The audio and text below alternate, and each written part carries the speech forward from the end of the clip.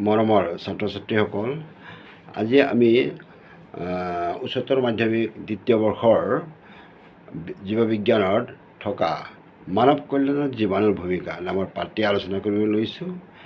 এই পাঠটিৰ পৰা সম্পূৰ্ণ 12 নম্বৰ পৰীক্ষাত আহে, গতিকে সকলোৱে ইয়াৰ বিষয়ে মন দি শুনা হওক।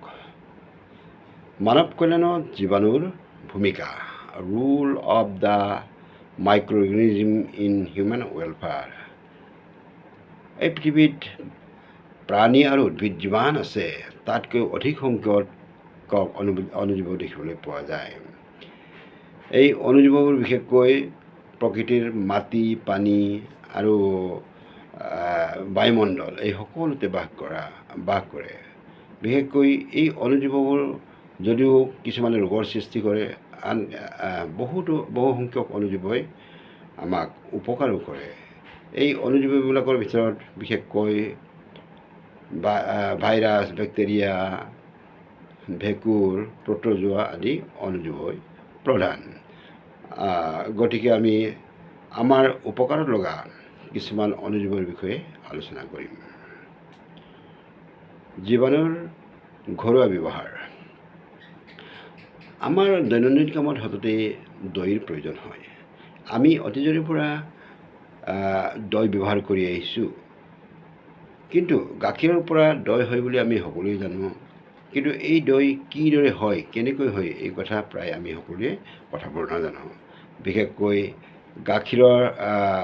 গাখীৰত লেক্টোবেচিলাছ নামৰ এবিধ জীৱাণুৱে গাখীৰক আক্ৰমণ কৰে আৰু তেতিয়াই দৈৰ সৃষ্টি হয়, আৰু সেই দৈ আমি ব্যৱহাৰ কৰি আহিছোঁ।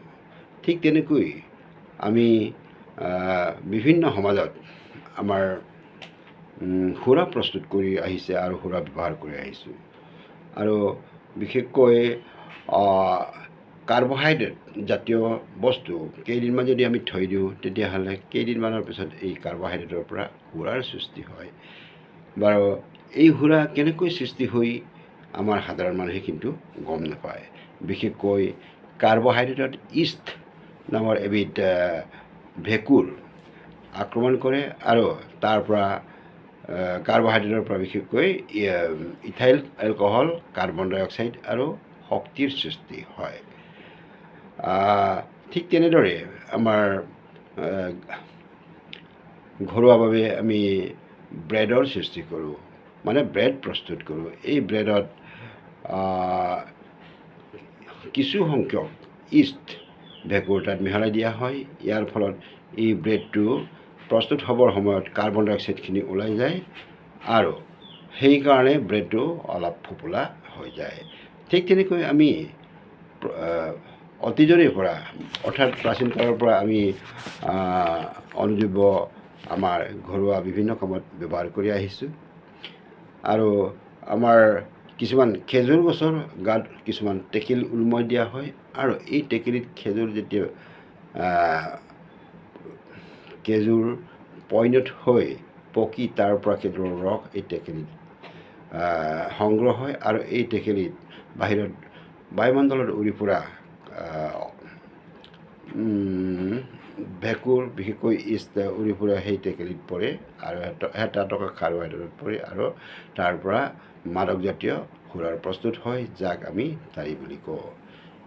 তেনেকৈ